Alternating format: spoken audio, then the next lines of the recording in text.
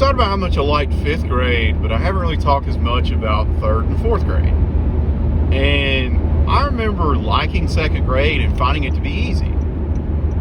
And because my 2nd grade teacher was the only teacher that was like, she never said this. Other teachers did. Oh, well, this shit you're doing now, that won't fly in 3rd grade or 4th grade or whatever the next grade is, or it won't fly next year. They always threaten that, like, this work we're doing, they're babying you. But in this case, she really should have said it, because 3rd grade, she put us to work. Like, I remember I had a lot of homework. Like, she didn't let us get it done at school. Like, we had multiple assignments for every subject every night except the weekend. Now, I'm not saying it was difficult work, but it was work that we had to get done. So at the end of the week, we all had numbers, and we would walk around and collect our papers and bring them home for our parents to say, great job, or bad job, stupid, get better. And that's how it worked. Like, and there'd be sometimes 40 pages worth of work for us to pick up and get, because that was her numbering system. She numbered all the work in order, and you got your work by the number. And I remember that first 6 weeks, I came home with 3 C's in 3 different subjects, something that hadn't happened before. And of course, my dad handled it in his usual manner of, oh, well, that's not too good. It's like, man, why don't you give me some hope or a little bit of praise? And you want me to praise you for making 3 C's? Now, I'll admit, I shouldn't have been seeking out praise, but he could have been nicer about it, instead of just like shitting on me immediately. But that was his way. Was his way, is his way, and just how he is. But I just wasn't used to working, and she held our nose to the grindstone. We had a lot of work to do, and all that work was graded, every last bit of it. And we didn't really, like, in that grade, you had to have all that work, because you had to learn your multiplication tables. That was a big part of our math, was doing the times tables, and we learned them up to 12. And I was always good at those, so I was making A's in math. We learned, like, multiplying big numbers. We learned a bunch of other stuff. And when I remember we got to long division, I made A's in math, and then that last 6 weeks I made a D. Because long division was tough. You can act like it's no big deal now, but sit down and try to do some long division. Don't use your phone. Do it by hand and see how well you do. It's still pretty tough, and it was for me back then. And the teacher was a little crazy, because normally the routine was, all right, you're going to watch a movie on Friday maybe, but she would put in a movie randomly on a Monday, and it was great. Which I think she was going through a divorce, and she kind of didn't care as much. But I just remember doing a lot of work, and I'll say the same thing I've said many times. I was talking to a friend of mine, Mike, the other day, and I was like, dude, I did more work in 3rd, 4th, and 5th grade than I did all other grades in college combined. And he's like, well, yeah, that's when you need the most work. Like, there's a lot of things to cram in, and you gotta hook to and get to it. And 3rd grade, the teacher was nice, because originally my mom was like, hey, look, what's going to happen is you're going to stay in the classroom, and the teachers are going to swap, and they're going to teach different subjects. But I think they realized how ridiculous that was for a teacher not to have her own desk to work with, and just how impractical that could be. Just one teacher taught us everything. And that was that. And I remember working hard. I also remember that we had some bad kids in that class, because we were like big on Hot Wheels. Those would always get stolen.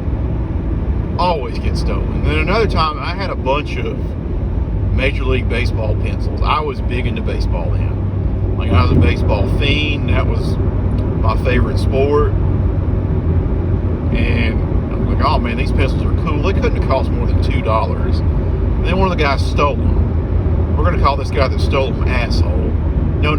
Stupid asshole. Because he stole them and he had them in his backpack just blatantly there. And keep in mind, like, we didn't deal with stuff like that. Like, thievery just didn't happen until he came along. And he stole my pencils, and after school, I was after him, I was like, those are mine. Like, that pencil says Giants. He took it out, and he turned to me and said, do you see a J on here? He was that stupid. And he got away with it. The teacher wouldn't do anything. It's your word against his. And then another time, that same guy beat up a guy named Blake that was in the class with me, like messed up his back, and he got suspended for a while, which was a big deal. Because when you got in trouble for fighting at our elementary school, you got suspended for a day.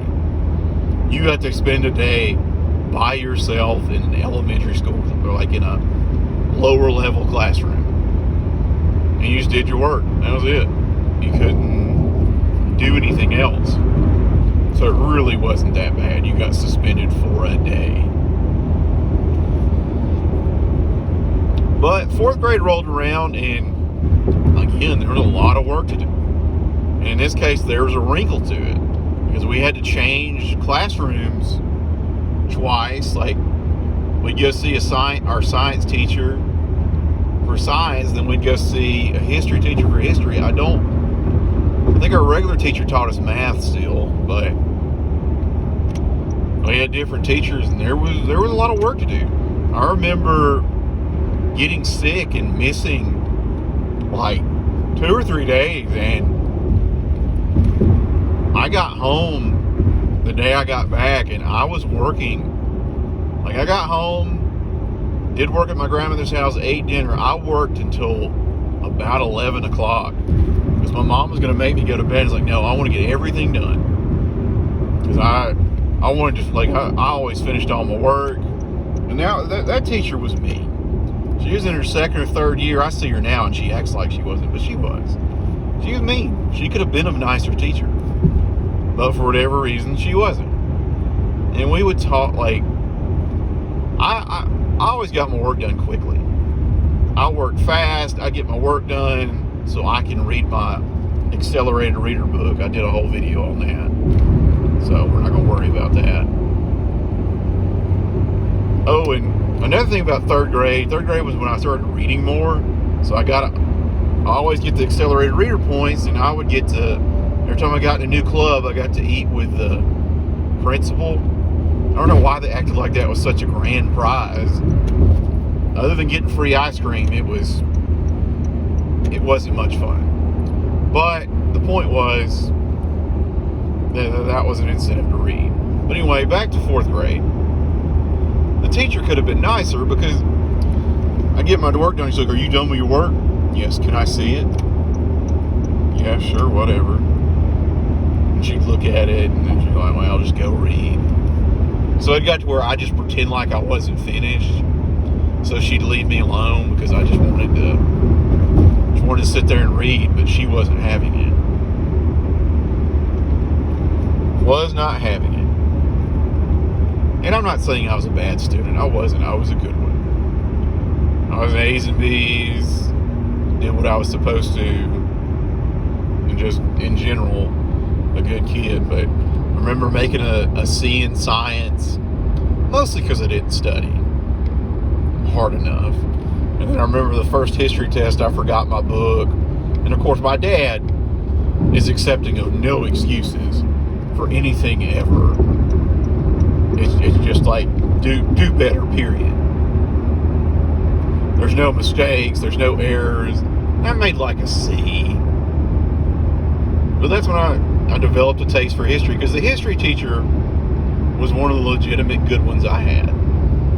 That was when we learned Alabama history. And that's the year most 4th graders, I don't know if they still do this, they take a trip to the Capitol. And my mom was like, well, hell yeah, you're going on that trip, and so am I. And all I remember about that trip is getting back really late, And I don't remember much about the Capitol. I do remember going to McDonald's and we were just like, hell yeah, McDonald's.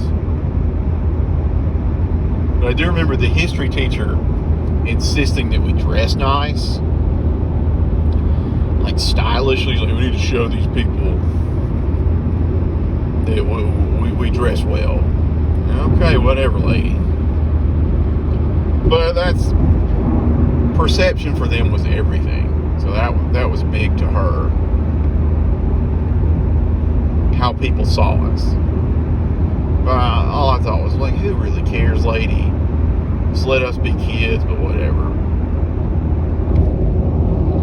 But those days were tough. I did a whole video on 5th grade. Pretty sure. But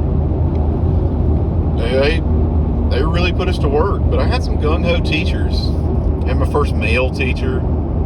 I talked about him. So I look back on these days fondly, but those were a simpler time. They really were. We had the internet, but it didn't exist in a big way.